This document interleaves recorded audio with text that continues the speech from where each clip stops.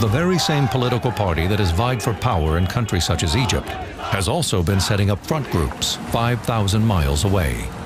For decades now, the Ikhwan, or the Muslim Brotherhood, have operated secretly behind the scenes in America. Their influence reaches from the halls of academia, to Hollywood and the media, even to law enforcement, and to the highest levels of political power. The Muslim Brotherhood is an international movement, the goal of which is to create an Islamic state universally, all over the world. The Muslim Brotherhood operates in various countries around the world. And as we learned in the course of our investigation and our work, the United States was one of those.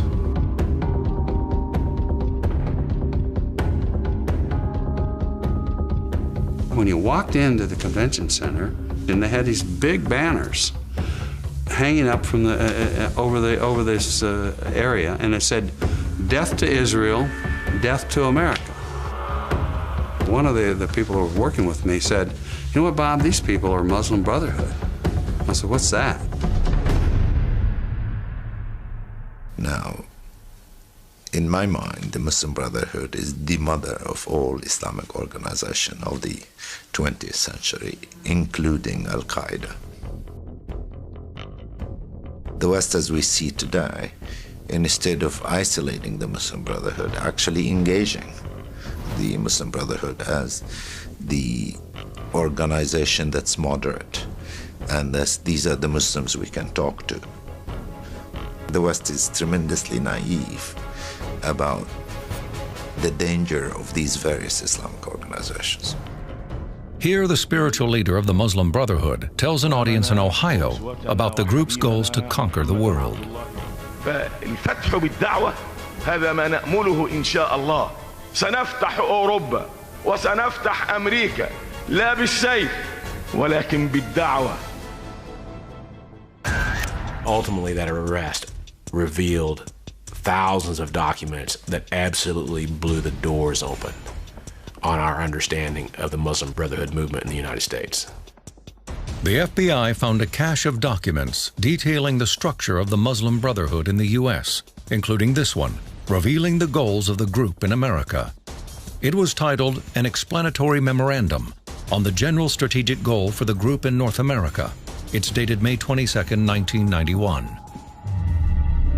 The process of settlement is a civilization jihadist process with all the word means.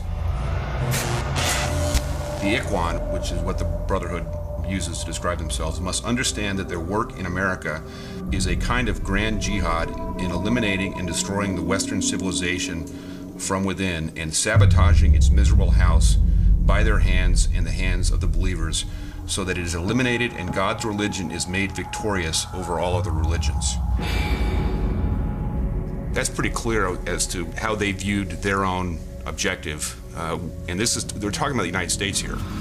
Our democracy, our Constitution, our rule of law, our tolerance, that's what they use to exploit their message. That's what they use to protect themselves and to create a facade around them that would allow them to internally operate and seek to achieve their true, often unstated objectives.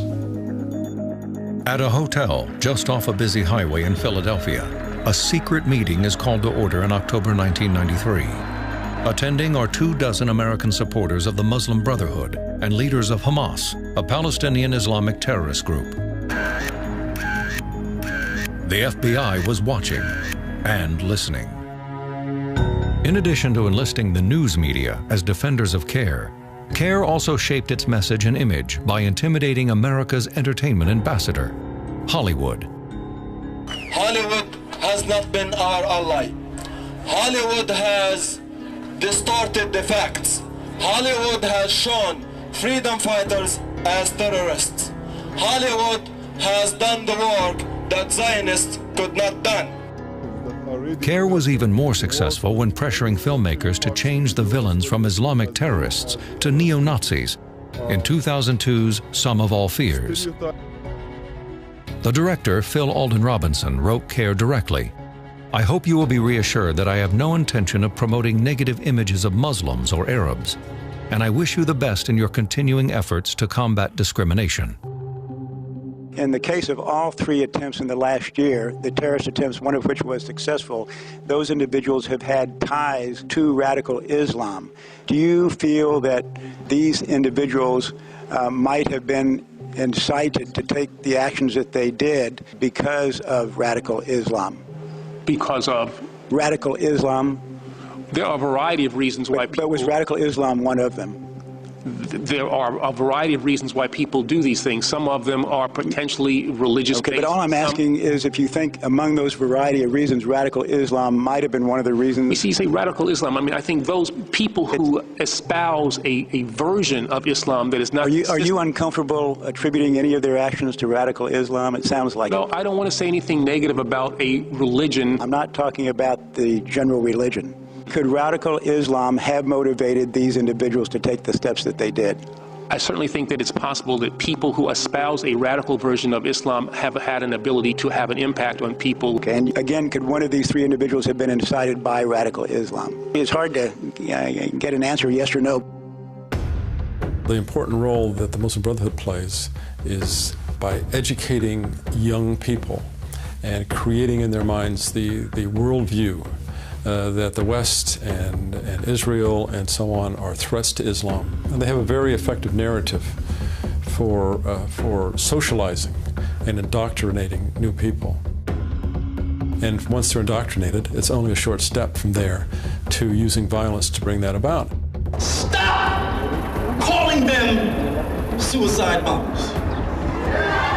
The degree of sophistication that it takes to build a bomb or to pull a trigger is remote compared to the sophistication and the effort and the money and the energy that has to go into creating a civilization that would support it. We're not talking about a gun. We're talking about the man holding the gun. How do you build him?